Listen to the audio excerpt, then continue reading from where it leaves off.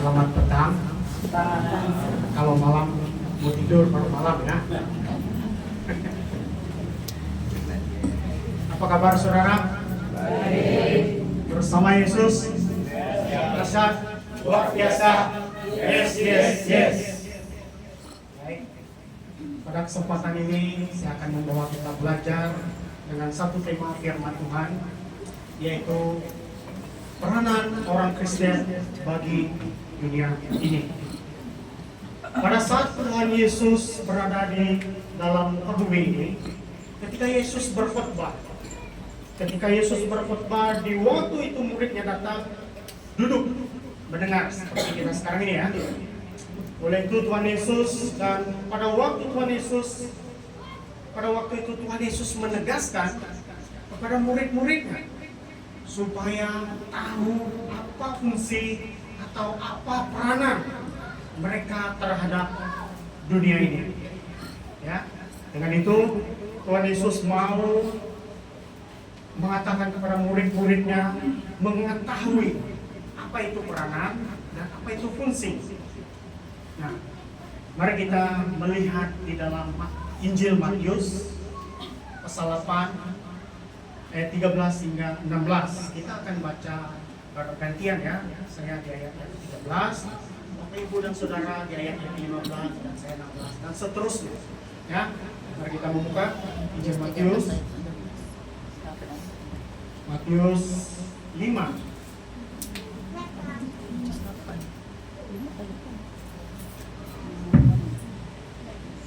Matius 5 ayat 13 hingga 16. Jelas?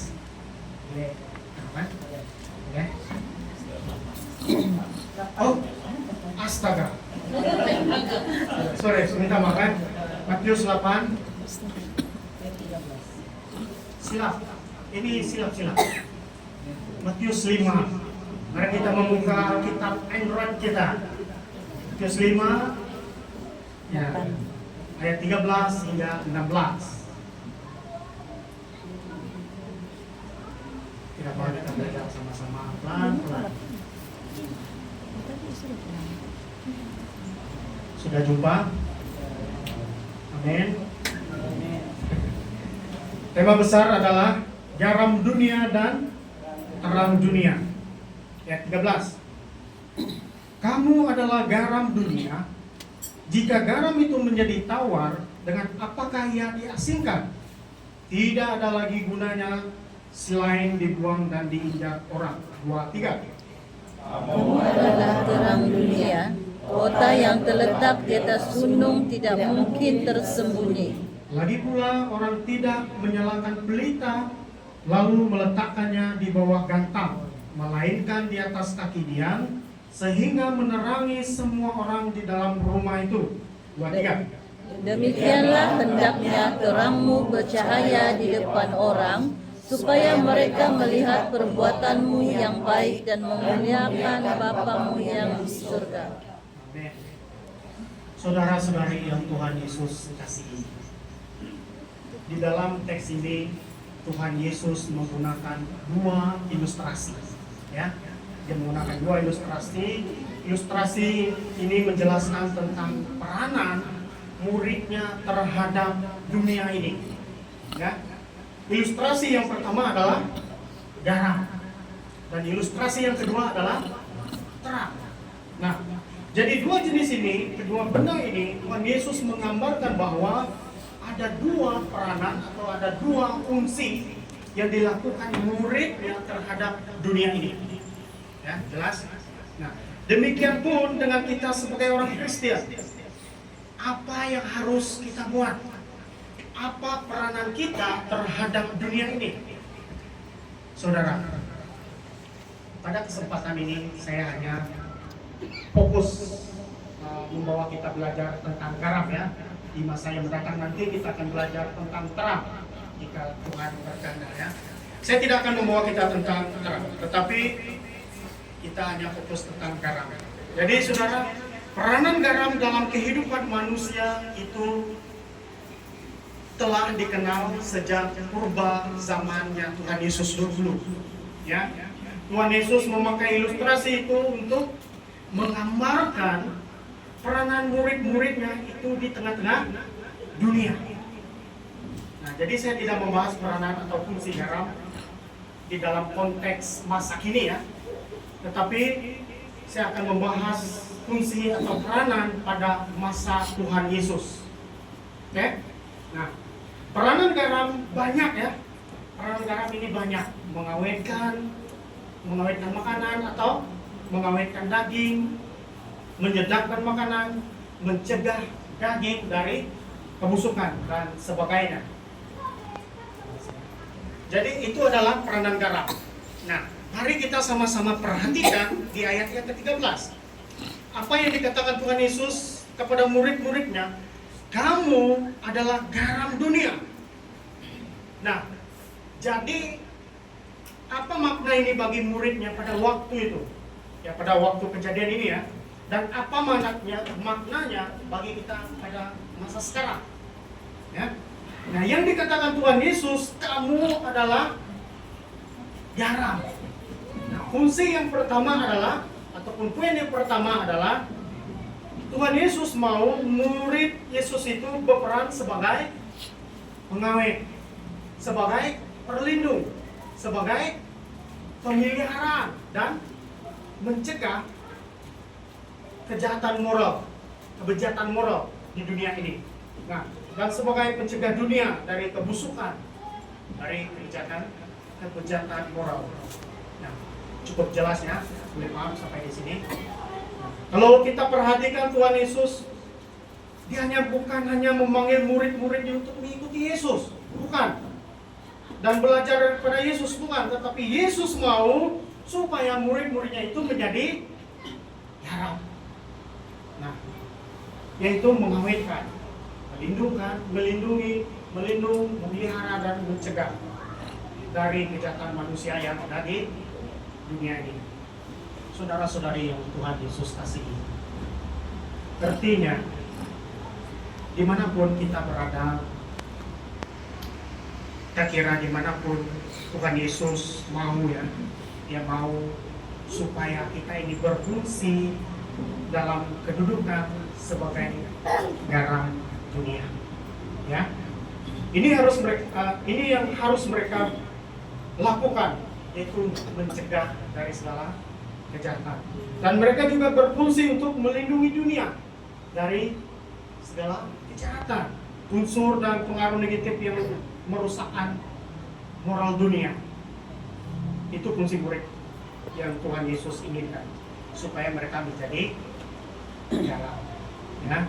Nah, yang menjadi pertanyaan di sini, menjadi pertanyaan kita semua adalah, apakah dengan kehadiran kita di tengah-tengah masyarakat ini, apakah kita ini betul-betul sudah menjadi garam bagi mereka atau tidak? Apakah dengan kehadiran kita di tempat jemaat, apakah kita ini sudah menjadi berkat ataupun tidak? Apakah kita sudah menjadi berkat atau tidak? Apakah kehadiran kita dapat mencegah mereka dari segala macam kejahatan atau tidak?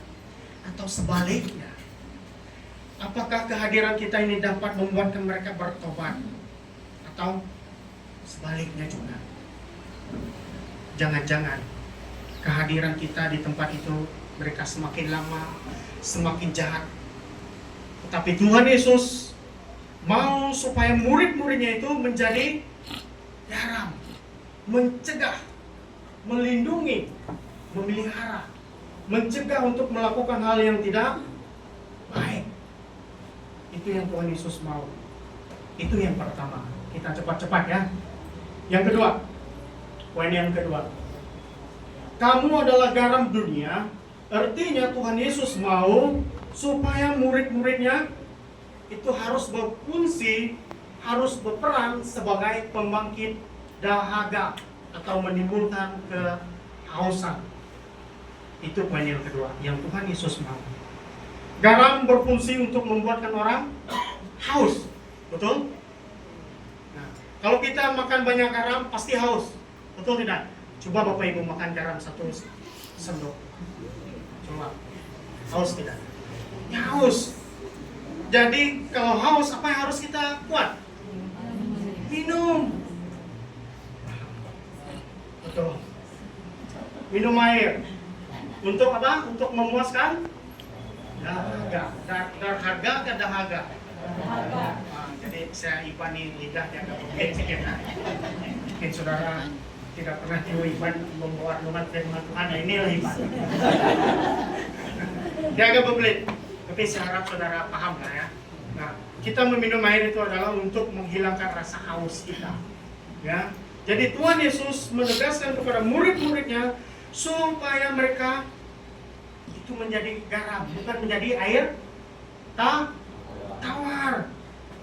Bukan menjadi air tawar, tidak ya saudara, tidak. Tetapi Tuhan Yesus mengingatkan dan mau kepada murid-muridnya itu supaya mereka ini menjadi seperti air laut yang masin. Yang membuatkan orang haus akan kebenaran firman Tuhan.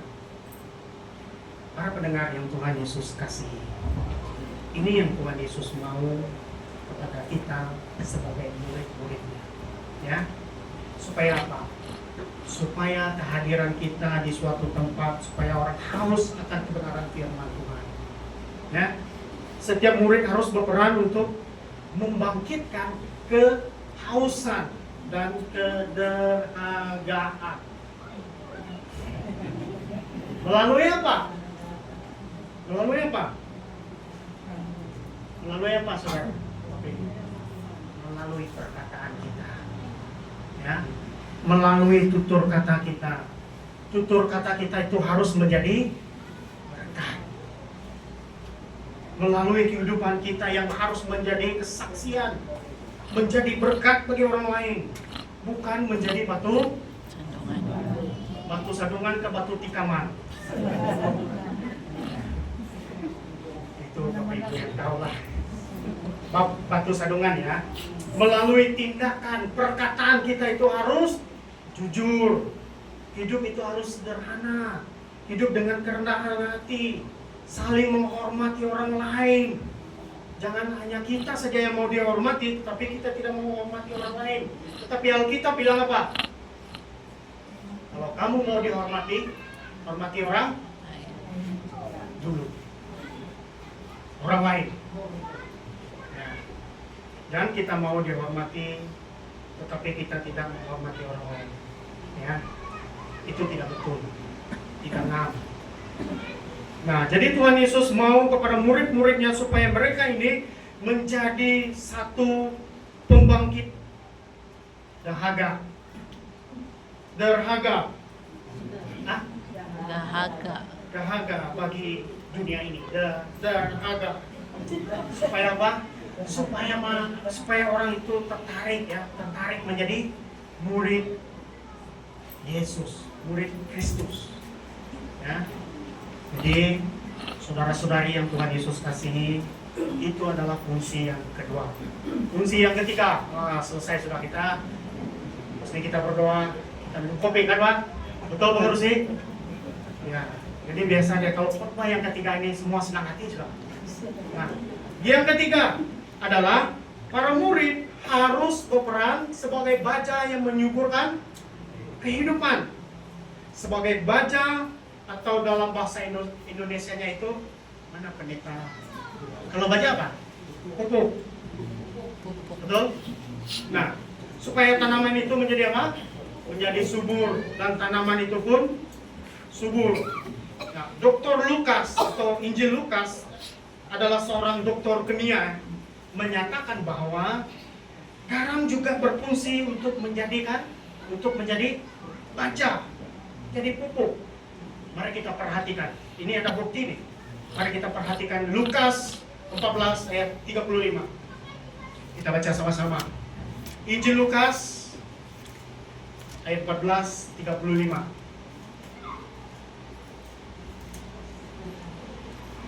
Lukas 14 ayat 35. Sudah jumpa? Kita baca sama-sama. 2, 3. Tidak ada lagi gunanya baik untuk pupuk dan orang membuangnya saja. Siapa yang punya telinga untuk mendengar, hendaklah mendengar. Jadi Lukas seorang dokter kimia. Lukas memberitahukan bahwa pada masa Tuhan Yesus, manusia telah menemukan secara ilmiah bahwa peran garam atau fungsi garam adalah menyuburkan tanah. Siapa yang baru tahu? Rasa lama sudah kamu. Saya yang baru lahir. Ya. Nah, atau fungsi garam adalah untuk menyuburkan tanah, ataupun tanaman. Jadi apa yang dimaksudkan Dr. Lukas di sini adalah kalau garam itu tidak memberi kesan apa-apa kepada tanah dan kepada tanaman, maka orang membuang garam itu. Jadi jelas ya apa yang dikatakan oleh Tuhan Yesus kepada murid-muridnya. Mari kita kembali kepada ayat firman kita tadi, Matius 5 ayat 13 ya. Matius 5 ayat 13. Jika garam itu menjadi tawar, dengan apakah ia diasinkan? Tidak ada lagi gunanya selain dibuang dan diinjak.